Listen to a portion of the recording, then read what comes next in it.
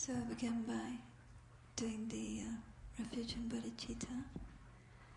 So please remember the meditation, which is that I myself have been experiencing. On va commencer par le refuge de la bodhicitta, la souffrance générale de samsara et les souffrances particulières des trois royaumes inférieurs que l'on a expérimenté un nombre incalculable de fois. Et j'ai expérimenté ces souffrances, je les expérimente encore. Et la continuité de la souffrance n'a pas de fin, jusqu'à ce que moi j'y mette fin. Mais moi-même, je ne suis qu'un. Il y a un nombre incalculable d'êtres. Un nombre incalculable dans chaque royaume. Les souffrances par lesquelles ils passent sont inconcevables et ils sont extrêmement précieux, extrêmement bons. Parce que chaque bonheur que j'ai eu dans le passé, que j'ai maintenant ou que j'aurai dans le futur vient de tous ces êtres. Ils n'ont aucune idée de comment cesser ces causes de souffrance. Ils sont attachés à créer encore plus de causes pour la souffrance. Et donc je dois faire quelque chose. Je dois atteindre l'éveil et entraîner mon esprit sur la voie. Et pour faire cela, je vais, avec mon cœur entier, je vais m'en remettre au Bouddha, au Dharma et à la Sangha, juste comme une personne qui est malade de manière chronique, cherche un médecin et prend le médicament qu'on lui prescrit de manière précise. Et de la même manière, je vais pratiquer les enseignements. Et grâce au mérite de la pratique, issu de la pratique, grâce à chaque petite vertu que je crée, grâce aux vertus que chaque être crée, grâce au mérite que tous les Bouddhas créent, grâce à cela, puisse-je atteindre l'état d'éveil pour que je puisse aider les êtres transmigrants qui sont complètement ignorants et sans pouvoir et impuissants, contrôlés par le karma et les perturbations, qui migrent de royaume en royaume, qui renaissent, qui passent si vite d'un royaume à l'autre, de la vie à la mort, qui renaissent, qui meurent à nouveau, pour être capable de leur être bénéfique, en les aidant à cesser toutes les causes, à cesser toutes les causes de la souffrance complètement de leur esprit. Et pour être capable de faire ça, puisse-je atteindre l'éveil. Et en accord avec les instructions de Rinpoche, au même moment où l'on fait cette méditation, on a cette conscience que le jeu qui cherche la libération et l'éveil, cet éveil que l'on recherche, l'action de chercher les êtres pour lesquels on le cherche, sont complètement vides d'existence de leur propre côté.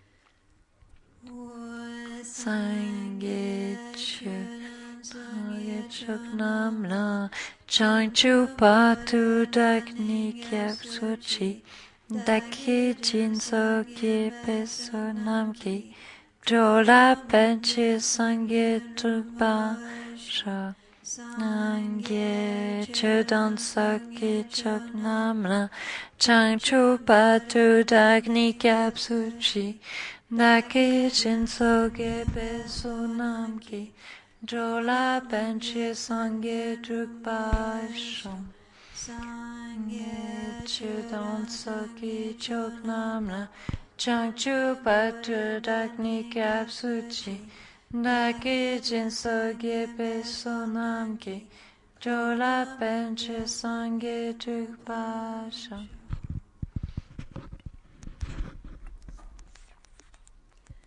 So this is the last session of meditation. Donc c'est la dernière session de méditation. C'est un petit peu comme le dernier jour à l'école. Et on a le tsog et puis ensuite on se dit au revoir. Donc le sujet de de cette méditation est la joie et l'amour. Et donc si ça ne vous dérange pas, j'aimerais juste dire quelque chose au début, de partager quelques petites choses avec vous. Et ensuite, on fera la méditation. Donc, j'espère que ça va augmenter la méditation, mais vous n'avez pas à méditer maintenant. Sinon, je vais trop parler pendant que vous méditez. Et donc, je voulais juste vous dire que... Juste de mentionner l'importance de la joie dans notre pratique du Dharma. Comme Shantideva, le grand Bodhisattva, Shantideva l'a dit dans le Bodhisattvavatara, que c'est comme un vent qui souffle, contrôle le mouvement d'un morceau de conto. De même manière, je serai contrôlée par la joie et de cette manière accomplirai toutes ces choses. Donc c'est vraiment pour les gens qui sont nouveaux. Il y a quelques personnes ici qui sont nouvelles aux enseignements de Rinpoche. Et donc je voulais juste mentionner que la plupart des gens sont familiers avec le fait que vous pouvez vraiment développer les forces du corps en faisant par exemple des exercices de Qigong. Donc, et vous pouvez renforcer cette énergie vitale et augmenter les réserves d'énergie. Et donc, en fait, moi, je ressens ça, en fait, en faisant les pratiques que Rinpoche donne, les techniques qu'il donne. On peut faire, en fait, dans le Qigong, on apprend certains mouvements, mais là, je parle de mouvements qui ne sont pas physiques, je parle de mouvements de l'esprit qui aident à augmenter la réserve de joie, le système immunitaire de la joie, de la bonté aimante et de l'amour et de la dévotion. De telle manière que pratiquer le Dharma devient quelque chose de vraiment joyeux et de vraiment nourrissant, et quels que soient les obstacles qui surviennent, ils sont surmontés. Et en fait, pendant toutes ces années, je n'avais pas réalisé combien c'était important tout cela. Et en passant beaucoup de temps avec les enseignements de Rinpoche, en fait, énormément de ces techniques sont là pour générer la joie. Et donc, je voulais dire cela, je voulais vraiment mentionner ceci et aussi vous dire que on fait beaucoup de méditation sur la souffrance. Et donc, on peut se dire aussi, alors, vous avez toutes ces méditations sur ces vers de terre qui sont écrasés et que tout le monde est impuissant, etc. Et ensuite, vous dites que Rinpoche pratique la joie. Donc, comment est-ce que ça marche ensemble, tout ça? Et en fait, il est venu à mon esprit qu'en fait, il y a quelques années, Kyabje Chöden Rinpoche, en fait, qui est comme l'incarnation de Lama Tsongkhapa, en fait, enseignait le Lamrim Chenmo, et donc il y avait une nonne, Pemo, qui a posé cette question. C'était une très bonne question.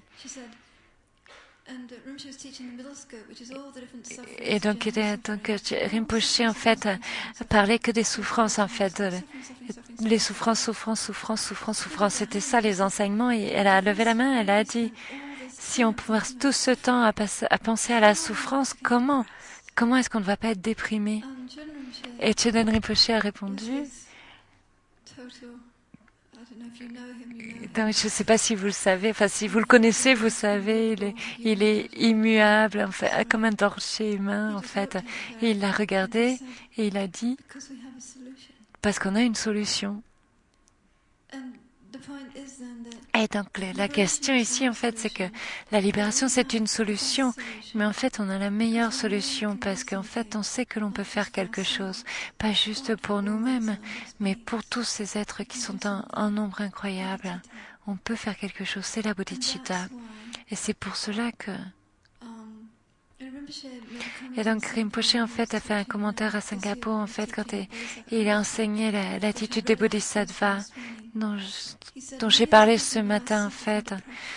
Il a dit beaucoup de personnes en Occident souffrent de dépression, mais en fait, je pense que c'est pas tellement le problème, en fait, un problème dans les pays qui parlent chinois, bien que le suicide devient un problème assez important en Chine. Et donc on sait qu'il y a tellement de gens en fait qui prennent des antidépresseurs en fait, mais si en fait si vous réveillez le matin et que vous dédiez votre vie à un nombre incalculable d'êtres, alors vous êtes contrôlé par la joie et le bonheur toute la journée. Donc comment est-ce que vous pouvez être déprimé?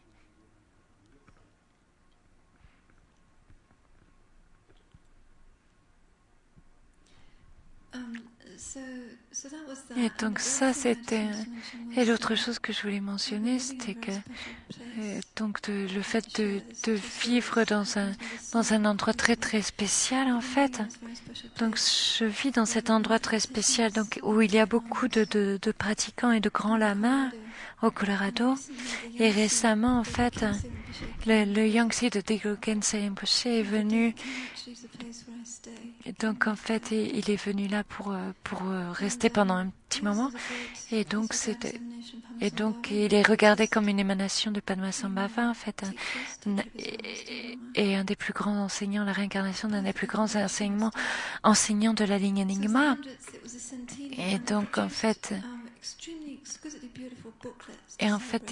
c'était un anniversaire spécifique, une date anniversaire, et ils avaient fait des petits livrets en fait très jolis en fait. Et en fait, il y avait deux enseignements du cœur en fait qui avaient été donnés par Dilgoken Rinpoche. Un était sur sur la nature de l'esprit, et le second était sur la pratique de la bodhicitta en pleine conscience. Exactement la même chose que Rinpoche nous a enseigné. Et donc, en d'autres mots, ce que je veux dire que en fait, pour les grands maîtres Enigma, en fait, la conduite et l'humiliation, quelle que soit en fait votre vue, votre conduite doit être absolument subtile et très fine.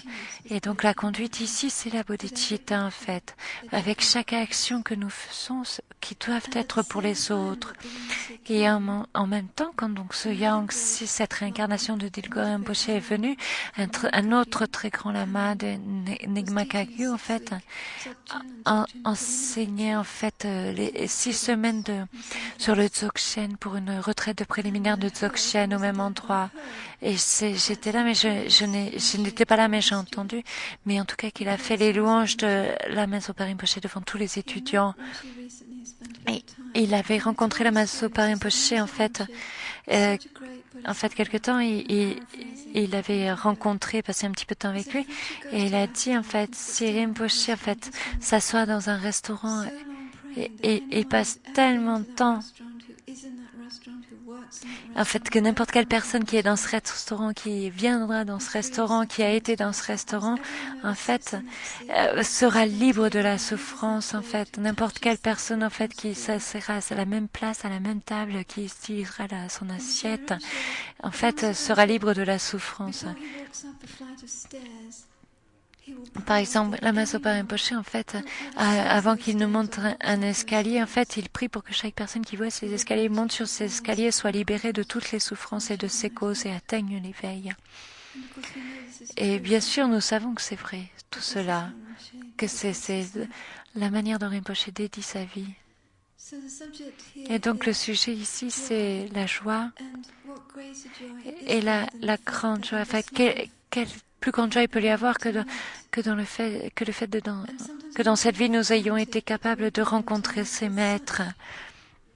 Quelquefois on prend quelque chose d'acquis qui va de soi, mais en fait, quelle plus grande joie il peut y avoir que de rencontrer un être aussi incroyable que Rinpoche, que chaque acte de donner de générosité, chacun de ses mots, chacun de ses rires, qui viennent de lui, en fait, c'est absolument incroyable que nous ayons rencontré la Masopa Rinpoche dans cette vie-ci. C'est toujours au-delà de l'imagination.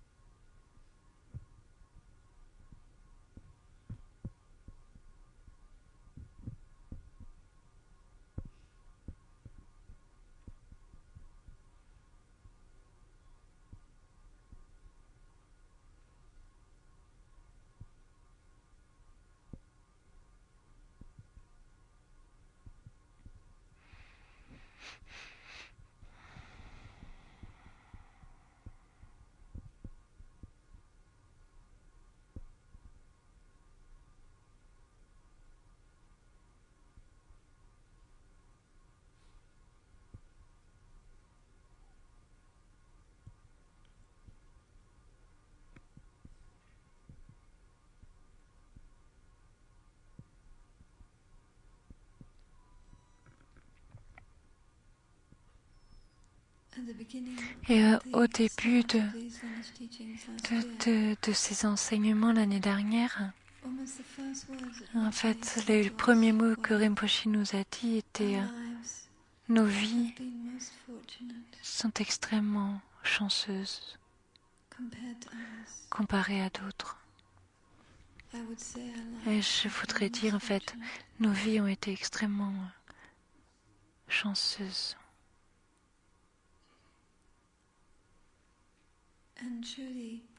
Et réellement, comme Rinpoche le dit, pour beaucoup d'entre nous ici ont entendu les enseignements du Lamrim, l'essence du Dharma, tellement de fois, de maîtres extrêmement qualifiés en fait, qui enseignaient non pas en lisant d'un livre, mais de leur cœur, de leur expérience.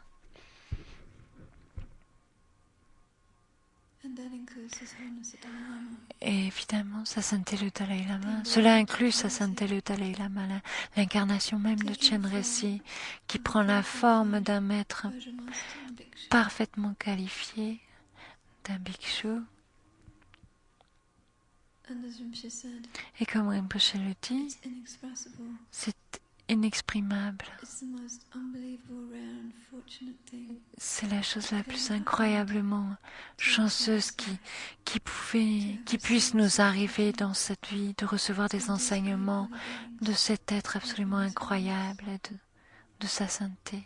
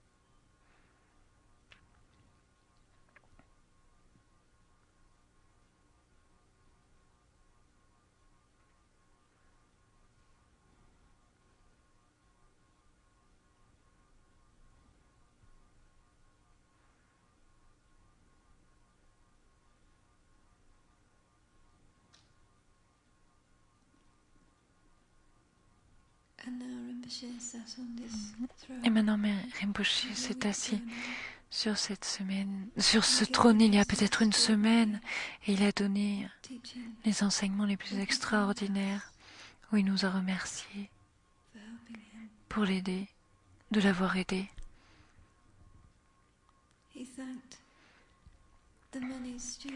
Il a remercié tous les étudiants qui ont sacrifié 30, 40, 10, 20 années de leur vie, mais la durée n'a pas vraiment d'importance.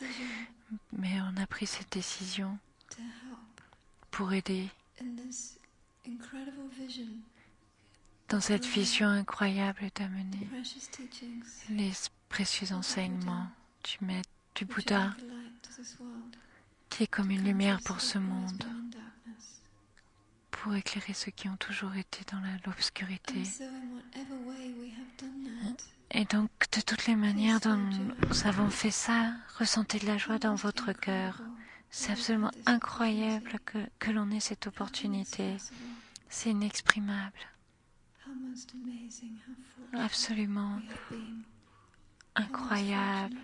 Quelle chance nous avons et quelle chance nous avons d'être un des 1000 bras de Chenrezig, d'amener la compassion et la lumière dans ce monde.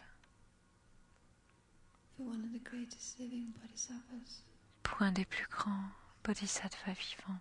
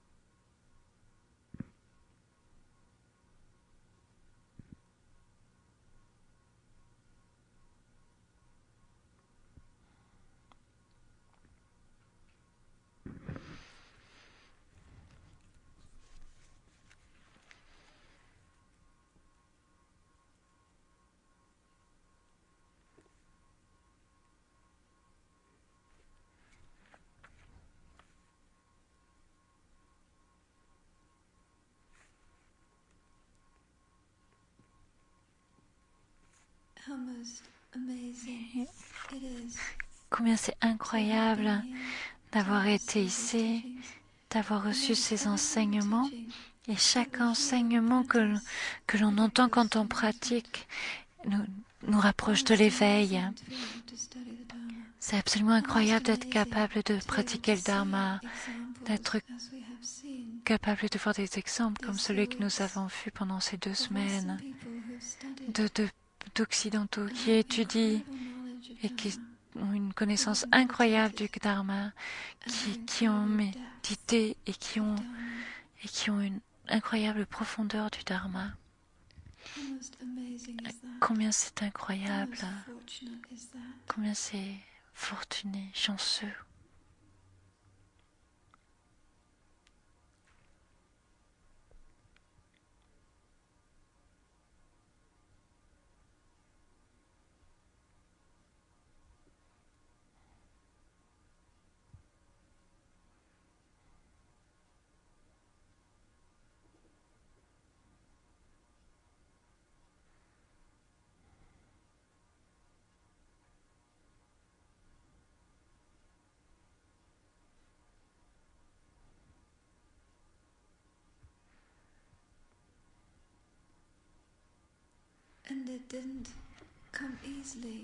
Et ça n'est pas arrivé facilement. Les gens ont voyagé jusqu'ici de Mongolie, de Nouvelle-Zélande, de tous les coins d'Amérique, d'Europe, de partout dans le monde. Les gens sont venus jusqu'ici pour écouter des enseignements sur la vacuité et la bodhicitta et pour rejoindre leur sangha dans la pratique, en pratiquant avec dévotion, pour être capable de faire une différence dans leur vie et pour faire une différence dans la vie des autres. Et ce n'est pas facile d'avoir l'argent pour pouvoir faire cela. Ce n'est pas facile d'arriver jusqu'à un endroit comme ici, d'avoir du temps en dehors de son travail ou loin de sa famille. C'est absolument incroyable que l'on ait pris cette décision, que l'on ait suivi cette décision. C'est absolument incroyable qu'on ait réussi à faire ça dans cette vie-ci.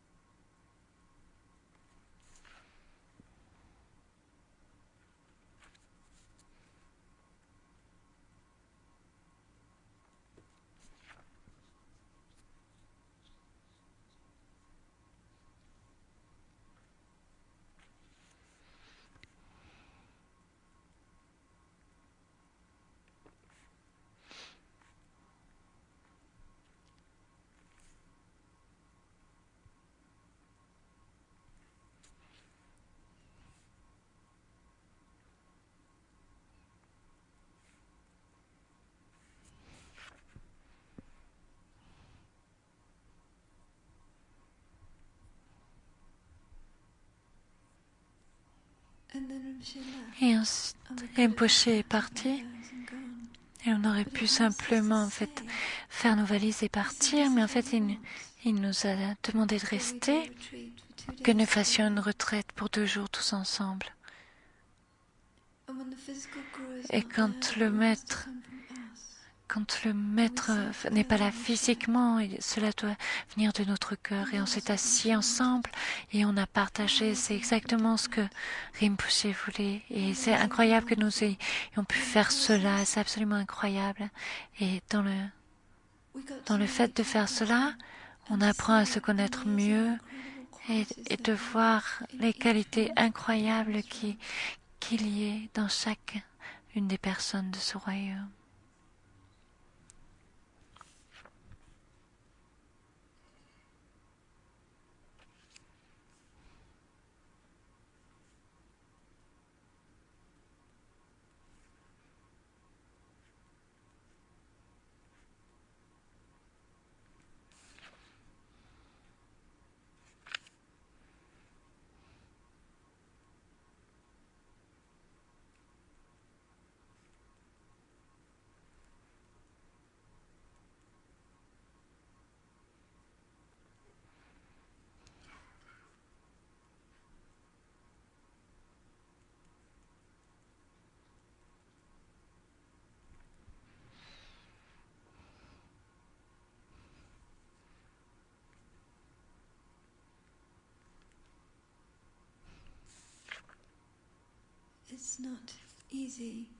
Ce n'est pas facile d'être un bouddhiste dans un pays où personne ne comprend ce que cela veut dire, où on n'est pas né bouddhiste pour la plupart d'entre nous. On n'a pas été élevés comme des bouddhistes. La plupart d'entre nous vivons seuls, peut-être loin d'un centre. Et pourtant, on a cette dévotion et cette foi dans notre cœur. On a ce souhait de bodhicitta. On a ce cœur qui désire vraiment être qu'un avec le Maître. Absolument, c'est absolument incroyable.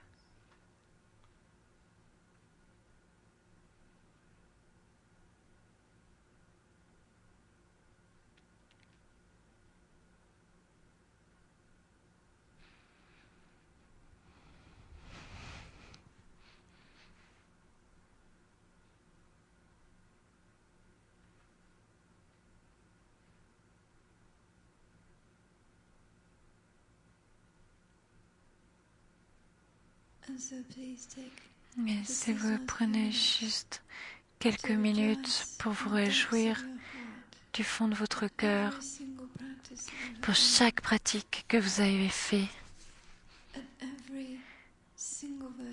chaque petite vertu que vous avez créée, chaque mot de l'enseignement que vous avez entendu, la joie d'avoir rencontré un être et un guide tellement incroyable, un guide spirituel. Et réjouissez-vous également des vertus des autres, de ceux qui ont organisé cette retraite, des milliers de disciples de Rinpoché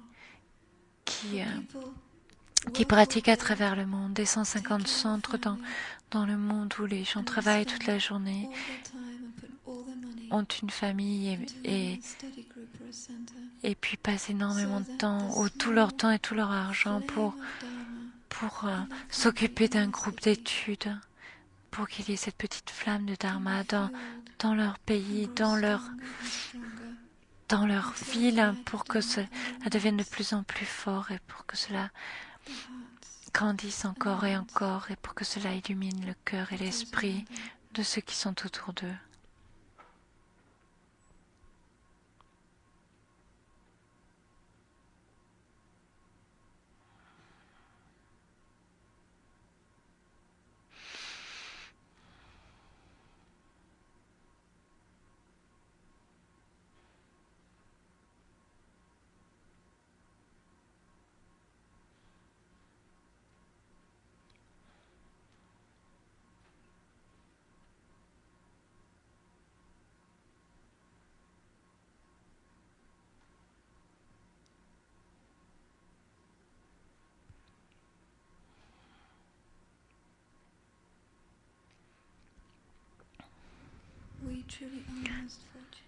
On est absolument incroyablement chanceux.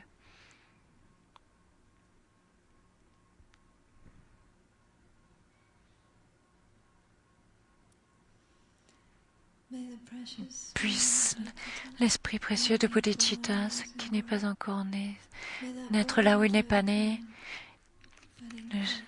puisse là où il est déjà né ne jamais dégénérer, mais s'accroître encore et encore. Puisse la vie des maîtres précieux être longue, puisse tous les êtres expérimentent le bonheur, et puisse la lumière des enseignements, qui est la source de tout bonheur pour tous les êtres, brille pour toujours.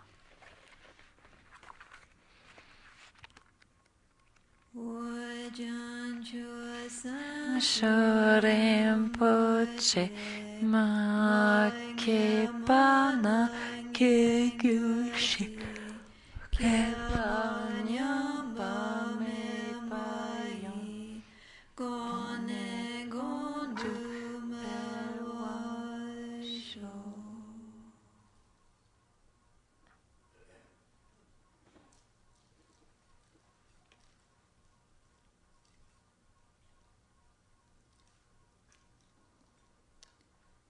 so each of us carry within us the light of the Dharma. And we carry it back to whoever we live with.